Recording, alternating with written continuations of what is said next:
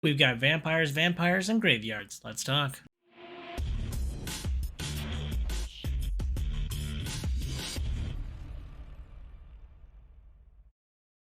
What up, viewers? What up, Calc Soups here, and today is Friday, September 8th, and that means it's time for a quick recap of the week in video game news. It was a pretty slow week, but big thing that caught my eye this week was Vampire the Masquerade Bloodlines 2, quite a mouthful and a word salad, is officially back on. It has been in development hell for a while. It lost its developer earlier this year.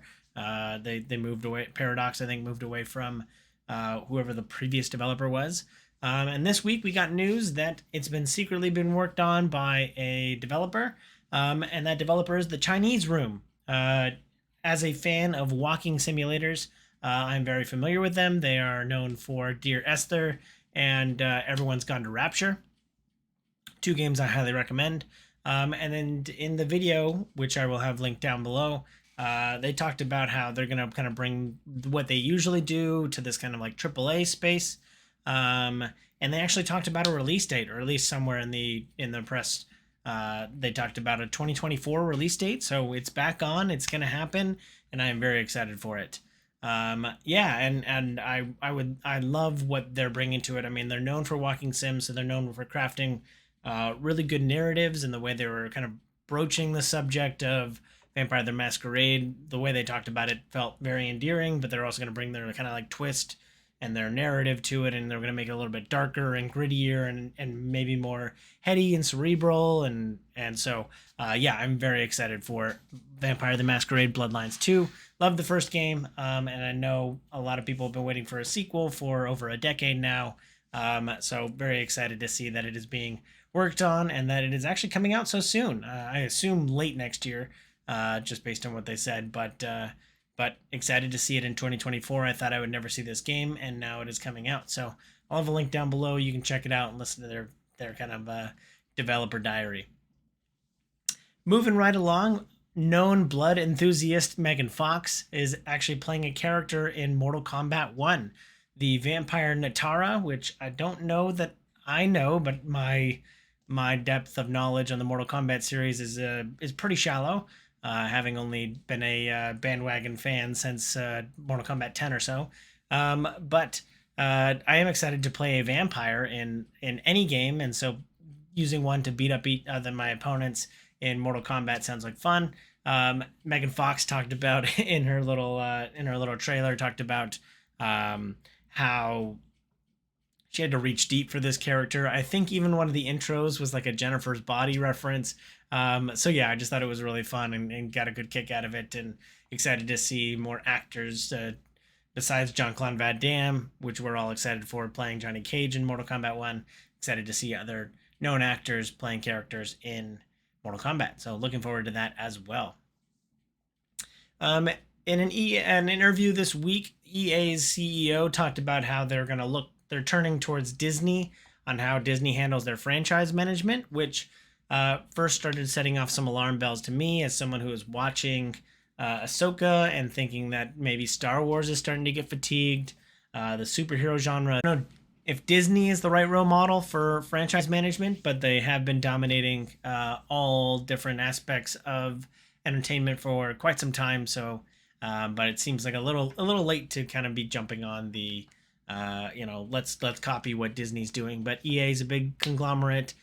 Disney's a big conglomerate, in entertainment. So there's probably something still to be learned. But I think that, we're only a little ways away from, Disney's hat being on fire. So, yeah, I don't know that that's necessarily. Also, EA has had their own issues for time to time. So, yeah, I don't know that that's necessarily the best playbook to be following going forward.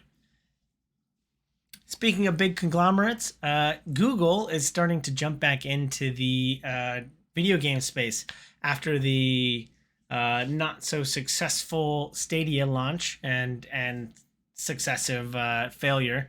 They're actually trying out gaming again. They're taking, I think, a page out of the Netflix model of taking your video streaming service and putting small bite-sized game content on that. So Google is using YouTube to make to get smaller games and then be able to play them. I think it's only available for a limited number of users, but I'm very curious how long before this goes into the Google graveyard. I mean, how long before this will become more public and we'll kind of see what exactly we're able to get on YouTube. If there's going to be any exclusive content, content is king, as everyone knows. So very curious what kind of great games I could be streaming via YouTube gaming. Yeah, very curious how that's going to work out. Coming out of Gamescom, Nintendo is starting to talk to developers behind closed doors and rumor, hush, hush about the Switch. I read something about them being able to run Unreal Engine 5, so it sounds like it will be a step up in the processing space. So hopefully, again, this is all kind of rumor mongering, which the games industry is known for. But potentially we're, starting to get developers to get their hands on the Switch 2. It sounded like there was third-party developers kind of talking about it, which is weird considering third-party development hasn't really been a focus of Nintendo. But I guess they want to trump up some, excitement for the next console coming from Nintendo. So, but usually it's the first-party IPs that have been doing great on Nintendo systems, especially since Tears of the Kingdom launched this year. So, yeah, I'm very curious what could be coming for the Switch 2 and if it'll be more of the same or another innovative leap or what kind of craziness they do with that. Speaking of consoles, if you are a fan of building your own consoles from scratch, there is a cool mashup. There is a Lego Xbox 360, which is if you wanted to take a step back down memory lane, 14, 15 years ago to the days where everyone had a kind of gleaming white monoliths, next to their TV, the Xbox 360. You can now build it in Lego, or at least you will be able to do so soon. I'm just trying to figure out a way to get. They have the little green ring, and all you have to do is spray paint that red to remember the good old red ring of death and immortalize it in Lego form. So, yeah, I'm looking forward to a Lego Xbox 360, and hopefully it can go next to. How do I have to move in order to get? Nope, I can't move the right way. But I do have my Lego NES over behind my shoulder, so looking to add another one to the collection. For those of you who are fans of Pokemon, soon you will know how to bake them. Wait, no, not bake, not like actually put a Pokemon in the oven. There's a Pokemon cookbook coming out all about how to bake treats that are reminiscent of your favorite Pokemon. And it caught my eye. I've got a lot of video game themed cookbooks, so I think it should be fun to figure out how to bake Pokemon. I mean, I'm still gonna work on that one. Moving right along, October would be a great time to launch a horror game, but the developers behind Alone in the Dark have decided it is way too busy in October to launch their game, so they've delayed it a couple months. Alone in the Dark was set to launch on October 25th, but now will launch in January, continuing the tradition of very good games launching in January, or at least January being a lot more competitive than it was, say, 5 years ago. So, looking forward to playing Alone in the Dark, featuring David Harbour and Jodie Comer in 2024. First thing, 2024. Magic the Gathering has been emphasizing anime a lot more recently. For anybody who plays the tabletop trading card game, they've started to release set trailers, and the latest one has a very anime feel. It has a brother and a sister fighting each other, for anybody who are Magic the Gathering lore nerds.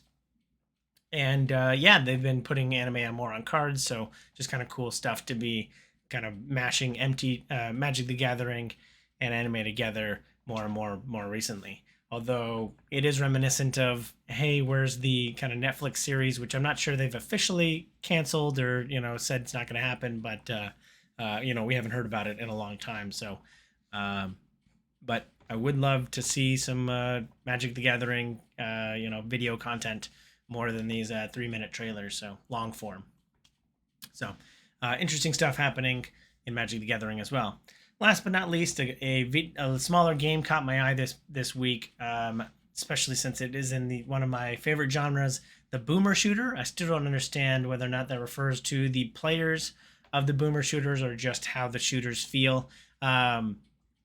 But the game is called The Last Exterminator, and it feels a lot like Doom or Duke Nukem, where you're running around kind of small corridors trying to kill monsters, closets full of monsters.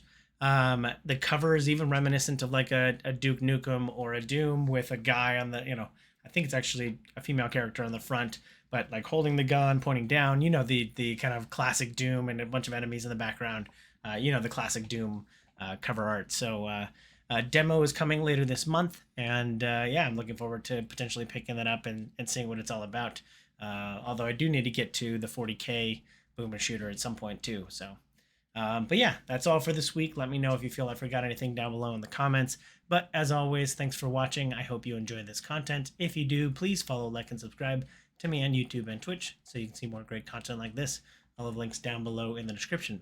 Thanks again. I hope you have a super day. I hope you have a super weekend. And I hope you have a super day. Bye.